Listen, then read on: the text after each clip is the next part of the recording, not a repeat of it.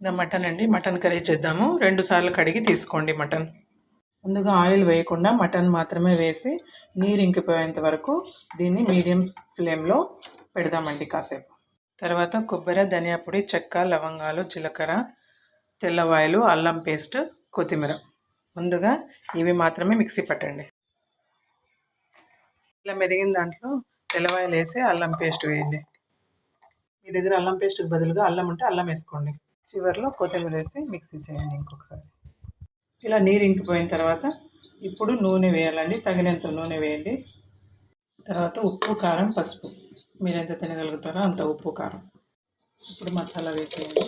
మటన్లోకి వేడి నీళ్ళు పోసుకుందామండి. సరిపడా నీళ్లు పెట్టుకొని విజిల్ పెట్టేద్దాం. 8 విజిల్స్ రావాలండి. నాకు మటన్ కర్రీ రెడీ అయిపోయిందండి.